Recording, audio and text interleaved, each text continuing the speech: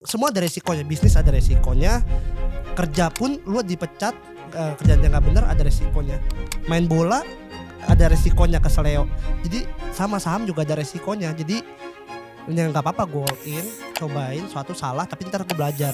Karena gue tipe trial and error. Perasaan gue juga kayak apa ya? Ini bener gak nih? Gitu. Iya ini saham gimana sih kok mainnya kayak gini kok 4 bulan nggak ada pergerakan gitu, dan nggak enaknya lagi tuh gue sudah rekomendasi ke temen gue. Tapi percayalah dengan memilih saham yang tepat, memilih sesuatu yang tepat itu butuh waktu, dan waktu itu yang buat jadi pelajaran. Tapi ketika kita ngumpul di komunitas atau ada gathering atau apa, itu bukan ilmu, bukan 100%, 110% gitu. Kalau di Arto total sekitar 500%. 500% berarti dana lu kali 5 ya. Oke, halo semuanya. Nah, kali ini kita ada konten baru ya dari Stockwise. Jadi tim Stockwise kita udah siapin nih sesuatu yang beda dari sebelum-sebelumnya. Jadi kita akan coba mulai podcast. Nah, hari ini kita bakal mulai coba ngobrol ya dengan salah satu narasumber, yaitu member dari Stockwise juga ya, yang udah ikutin Stockwise lumayan lama. Jadi kita bakal coba nih ngobrol-ngobrol gimana nih kesan dia, pengalaman dia selama ini bareng sama Stockwise ya. Jadi kita akan introduce dulu langsung ke Bro Seya. Halo Bro Douglas. Halo Bro, sebelum kita langsung lanjut lebih dalam, boleh intro dulu Bro? Oke, gua Seya ya. Gua umur 29. Tapi sebenarnya gua ikut saham atau ikut belajar dari Ko Andri dari sebelum Stockwise malah ya. Itu sekitar 2019 tahunnya. Udah lama ya. 2019 ya, ikut Ko Andri dan udah cuan lah, ikut ratusan persen, dan makanya di situ juga saya decide gitu untuk ikut lagi ke Stockwise gitu. Oke. Kalau untuk sekarang sendiri ini lu kerja atau sibuknya apa Bro? Sekarang ini sih kerja ya, dari awal pun juga masih kerja gitu. Nah, tapi kerja, ada sempat juga buka usaha, gagal. Ya udah jadi balik kerja lagi sekarang. Oke. Tapi ntar rencana kedepannya mau buka usaha dan atau fokus di saham aja sih kedepannya gitu.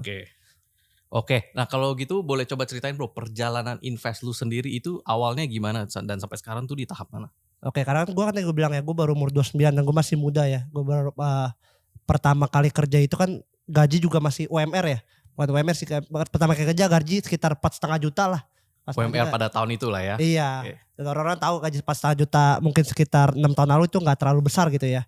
Dan akhirnya pun pertama-tama itu gue cuma bisa menyisihkan 30 juta. Over berapa lama tuh? Sekitar pas tahu awal saham lah ya, Oke. 2019 itu loh. Oke. Jadi pertama kali nyemplung itu saya kata 30 juta, cuma punya 30 juta. Dan di situ ketemu sama Bro Andri gitu di Peak. Ketemu Bro Andri, ngobrol-ngobrol, coba investasi, kan itu kan masih dalam bentuk tabungan ya, di tabungan. Ya. Nah terus coba nih investasi saham gini-gini, dan Bro Andri waktu itu coba convince gua untuk masuk Arto gitu. Dan gue tipenya juga mungkin mirip ya kayak Bro Andri ya. Gue kayak tipenya juga all in gitu. Jadi 30 juta ya, 30 juta juga gak bisa buat gue jadi 1M.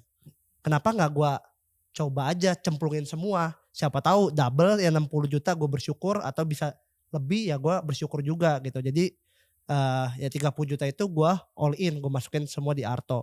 Itu di tahun 2019. Dan di situ kayaknya sekitar kurang lebih 4 bulan ya.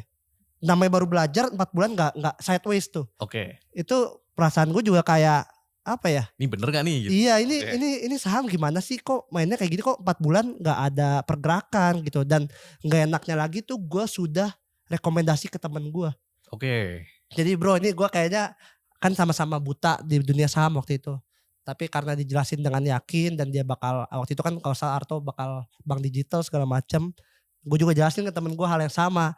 Tapi 4 bulan itu gak gerak, gue juga kayak gak enak juga kan sama temen gue, kayak udah 4 bulan gak jalan, gak naik, malah sedikit-sedikit turun gitu. Padahal kan. sideways atau bahkan turun, tapi lu udah rekomendasi itu. Iya. Oke. Tapi karena gue juga merasa apa yang Andri ngomong itu benar gitu lah. Apa yang dia ajarkan tuh ilmunya benar. Jadi ya coba aja gitu, kita coba. Dan gue orangnya kalau dikasih tahu info ya gue bagi-bagi juga lah, sharing gitu.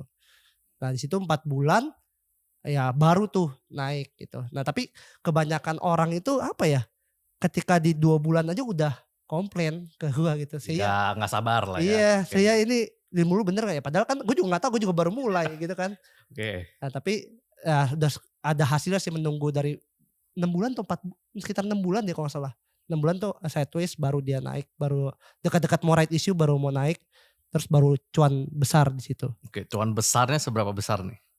Kalau di Arto total sekitar 500%. 500%, berarti dana lu kali 5 ya? Ya, jadi 150 juta. Oke, mantap. Oh ya, dari 30 kali 5 jadi 150 juta. Oke. Ya. Apakah itu cuan terbesar lo so far 500% ini? Kalau by persen iya Oke, tapi by nominal ada lebih gede lagi. sekarang. Jadi setelah Arto kemana tuh dananya tuh? All in lagi langsung? Nah, kebetulan kan ya tadi gue bilang ya kayak Bro Andri ini ajarinnya ilmunya yang benar. Jadi sebenarnya gue pun ada stock pick yang beda sama Andri, tapi gue beggar. Oke. Gue ada stock pick yang beda sama Andri. Jadi ketika masuk ke kan dari Arto pindah ke BBHI. Nah itu gue nggak all in semua. Dia tuh kayak cuman 80%. 20% itu gue masih suka trading. Namanya jiwa muda kali ya. Karena gue lebih muda daripada Bro Andri ya. Nah jadi gue trading nih di saham-saham lain. Tapi beggar juga. BNBA, BBYB itu kan stock picknya Andri. Nah gue ada masuk 10 juta doang waktu itu ya. UVCR namanya. Itu beggar. Itu bukan dari Andri dari mana. Tapi ilmunya dia diajarkan. Penerapan ilmu yang sama ya. Iya. Ini kayaknya undervalue UVCR itu. Kalau dia kupon. Itu dia kupon untuk hampir di Indomaret semua kupon tuh pakai UVCR. Dia kayak kupon gitu, perusahaan kupon. Nah jadi gue pikir ini kayak bisa nih, ini kayak perusahaannya bagus. Dan itu waktu itu tech juga lagi lumayan naik. Ya udah jadi gue beli VCR dan itu tanpa murni ya, itu murni tanpa stock pick dari orang lain. Itu murni dari analisa gue sendiri. Ya. Mantap. Beli beggar 100% jual deh. Itu gue merasa senang karena kan itu kan baru ya, baru belajar yang Arto itu baru pindah ke BBI dapat UVCR sendiri. Itu gue merasa senang banget. Tapi itu dari ya ilmu Ko Andri gitu. Nah kalau itu kan kemenangan ya, kemenangan terbesar, kemenangan yang bagus ya. Gimana kalau dengan titik terendah bro di perjalanan investasi ini kapan tuh? Sebenarnya gue ada musibah lah ya waktu itu di 2022. Jadi ketika dari Arto pindah ke BBHI, dia udah ratusan juta lah duitnya, udah 300 ya. Tapi gue harus jual hampir semua gitu dan itu nggak bisa gue ceritain lah. Nah jadi gue kena musibah jadi harus dijual. Ya udah jadi nol, mulai lagi dari nol. Nah mulai lagi dari nol. Emergency lah ya. Iya, mulai lagi dari nol terus sekarang masuk Pani. Udah cuan gede dong. Ini udah cuan lagi, udah beggar lagi. Oh itu menarik banget ya. Jadi udah ngerasain cuannya tapi ada emergency mulai dari nol, tapi sekarang lebih besar gak dari yang terakhir itu? Karena mungkin kan kemarin itu kan kayak saya bilang kan gaji awal-awal ya. Karena gaji kan juga sudah lumayan, ada tabungan. Jadi walaupun beggarnya gak segede Arto, tapi nominalnya lebih besar gitu sekarang. Berarti udah ngelewatin turun ke titik paling terendah, bahkan sekarang udah melewati titik tertinggi pula gitu ya. Iya betul. Mantap, itu baru growth gitu. Kalau gitu sekarang apakah lu full 100% di saham atau lu ada invest di yang lain-lain lagi? Sebenarnya banyak banget orang ini, apalagi kalau kita ngobrol dengan yang konvensional atau yang orang lebih tua ya, mereka masih berpikir bahwa deposito itu aman segala macam. Benar, deposito aman, setuju, tapi kan ketika kita masih muda kita mau untuk mencari keuntungan sebesar-besarnya ya. Jadi sekarang ini kebetulan semua all in di saham. Dan kebetulan karena gue orangnya suka explore ya, gue ada sedikit-sedikit sih kayak ke kripto gitu, karena kripto lagi bullish kan sekarang. Betul, kripto sekarang lagi bullish, tapi porsinya kecil. Kecil banget. Tapi cuan. Mantap. Itu lumayan menarik sih ya. Jadi memang kalau untuk risk appetite sendiri agak menarik ya. Menurut gue juga namanya finansial itu custom banget ya. Setiap orang sangat beda-beda lah ya. Betul, setuju. Cocok-cocokan lah gitu. Ada yang mungkin ada yang merasa tenangnya deposito, ada yang tenang di saham, ada yang bahkan tenang di kripto gitu ya. Iya betul. Itu memang sangat menarik sih ya. Kalau gitu sekarang kita udah bahas tentang lu ya bro, intro lu, perjalanan lu dan sebagainya. Ada gak sih kesan atau pesan buat yang nonton nih, yang nonton konten Stockwise nih menurut lu? Kesan dan pesan mungkin yang lebih ke arah gue belajar dari awal sama ilmunya Ko Andri ya, bahwa kita gak bisa beli saham itu langsung untung gitu. Sedangkan gue waktu itu 6 bulan tuh pertama kali belajar, 6 bulan turun itu terus rasanya kayak gimana ya, terus gue rekomendasi ke orang itu rasanya gak enak banget. Tapi percayalah dengan memilih saham yang tepat, memilih sesuatu yang tepat itu butuh waktu, dan waktu itu yang buat jadi pelajaran. Dan di situ yang gue belajar dari Stockwise. Jadi nggak ada nggak ada yang instan gitu. Jadi ilmu yang di Stockwise itu sangat membantu gue, bukan dalam saham doang ya, dalam finansial lainnya gitu. Karena di bisnis juga sama, di pekerjaan pun juga sama gitu. Lu mau naik jabatan butuh waktu kan. Wah, show your skill segala macam baru kita bisa naik jabatan. Jadi itu semuanya membantu sih. Oke, jadi in general fokus tapi butuh waktu lah ya. Betul, Jadi betul. kuncinya mungkin lebih ke sabar ya. Tapi Sabar. lu harus tahu juga apa yang lu beli ya. Betul. Nah ini sebenarnya poin lumayan menarik ya. Jadi gue sering ngomong juga kalau beli saham itu kita nggak boleh cuma lihat tikernya gitu ya, huruf A B C D harga berapa kita Betul. beli gitu ya. Ntar kita mau jual di harga berapa itu nggak boleh gitu. Iya. Kita harus tahu nih ini belakangnya apa sih, fundamentalnya, bisnisnya, ownernya gitu ya. Kayak UNTR kan gede tuh, udah tinggi ya, udah 20.000 30.000. Ya tapi bukan artinya dia mahal gitu kan. Betul. Bisa aja PBV-nya masih kecil, dia masih bisa berkembang gitu sebenarnya. Betul, benar banget. Oke, kalau gitu sekarang kan berarti sebenarnya lu udah boleh ngomong sukses lah ya bro di saham ya. Udah pernah tinggi terus anjok tapi tinggi lagi dan lebih tinggi lagi.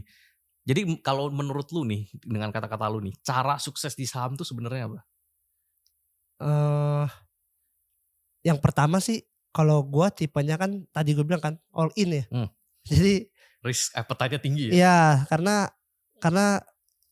jujur pengen pengen punya duit yang banyak gitu. Jadi Amin. jadi nggak apa-apa, maksud gue ada resiko, semua ada resikonya, bisnis ada resikonya, kerja pun lu dipecat, kerjaan yang nggak benar ada resikonya, main bola ada resikonya keseleo. Jadi sama saham juga ada resikonya. Jadi ya nggak apa-apa gue all in, cobain suatu salah tapi ntar gue belajar.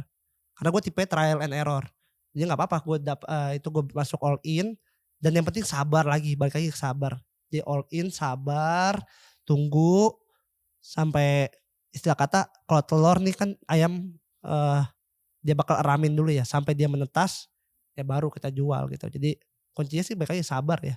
Sabar ya, sama tahu apa yang lu beli lah ya. Betul. Oke, dengan catatan perusahaannya bagus gitu ya. Iya. Oke, kalau gitu terakhir bro, ada gak sih feedback dari lu untuk Stockwise sendiri as a whole gitu? Entah dari ya mungkin kelasnya kita atau dari komunitas kita dan sebagainya. Sebenarnya gue pengen Stockwise bisa berkembang lagi ya, dalam artian kita bisa ngopi bareng gitu. Karena terkadang insight itu kalau dari Ko Andri dapat ilmu 100%. Agree. Tapi ketika kita ngumpul di komunitas atau ada gathering atau apa, itu bukan ilmu, bukan 100%, 110% gitu dari orang lain insight-nya gitu ya. Jadi gue berharap komunitas Stockwise tuh bisa lebih besar, dan ketika lebih besar kita bisa ada gathering lah gitu ya. Jadi bisa ngobrol-ngobrol insight, dan juga ternyata gue bisnis A, lu bisnis B. Ternyata bisnis A dan bisnis B ini berkesinambungan gitu ya. Bisa ketemu dan bisa kolaborasi Ternyata bareng ya. gue butuh lu butuh gue, jadi bisa koneksi bareng ya. Oke. Bisa kerjasama bareng. Jadi ya menurut gue catering, dan juga semoga Stockwise makin besar gitu supaya makin banyak insight gitu ya. Oke, offline gathering lah ya. Itu definitely itu salah satu goal kita sih ya. Jadi kita memang mau bikin acara buat member-member Stockwise yang selama ini udah terkumpul ya. Udah kalau dilihat di Discord itu mungkin 1000-an lebih ya membernya ya. Sekarang udah 1000 ya? 1000-an lebih bro. Jadi kita memang mau makanya sekarang udah mulai ada nih kelas, udah mulai ada offline kelas ya buat kita bisa ngobrol-ngobrol member ya. Next stepnya mungkin kita mau bikin offline gathering biar semua member benar bisa ketemu kayak yang barusan lu ngomong gitu. Amin deh, amin. Oke, kira-kira gitu aja. Thank you bro buat hari ini. Oke. See you guys in the next content.